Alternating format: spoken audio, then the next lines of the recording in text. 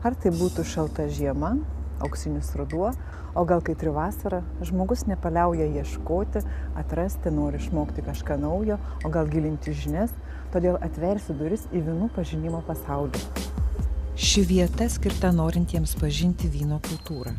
Čia vyksta mokymai, degustacijos. Kalbiname Lietuvos someljė prezidentą Arūną Starkų. Kuriam tokią vietą, tokią kultūrinę vietą, kur labiau ne tiek parduotam, galbūt akcentą ne ant pardavimų dedam, bet ant degustacijų, ant mokymų, ant renginių, tokia vyno kultūros vieta.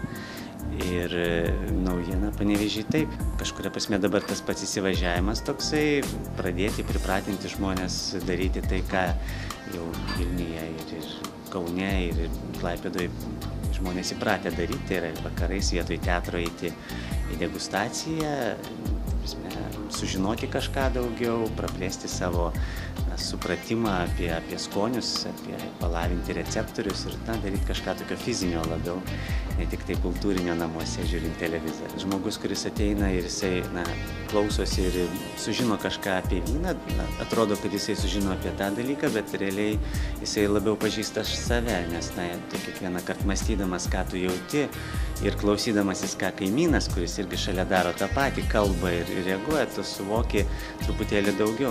Čia išmokti išsirinkti vyną, pasinerti į kvapų ir skonio subtilybės, susipažinti su lietuviškos vyndarystės tendencijomis ir vyno pagalba nukeliauti net į tolimiausius kraštus. Įdomu pažinti savo kraštą, tas yra labai pastebima, jie nori eina atrodyti, kas yra lietuviškas vynas, už kampų užeik ir pas kokį savo dėduką ar ką gali jo gauti.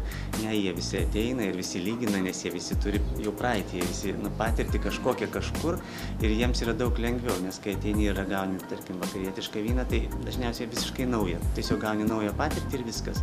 O čia tu jau tikrini save, tu jau tikrini, ką tu prieš metus gėrei, ką tavo tėvas daro arba ką tu pats bandėjai daryti.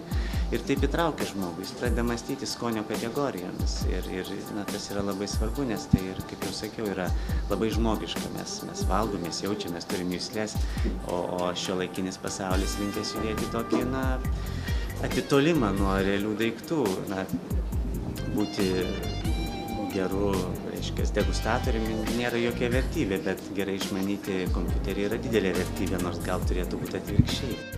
Tai čia yra ta vieta, kur tu atėjęs gali pats pasikalbėti su pardavėjais. Audronė yra baigusi someljė mokyklą Vilniuje, tai Panevėžys, įsivaizduoju, yra vienareikšmiškai numeris 1 vyno ekspertas. Pasikalbėjimas, jisai irgi automatiškai kuria žinias. Mes esame irgi įsikūrę tokioje vietoje, Respublikos gatvėje, šalia biblioteka, šalia universitetas.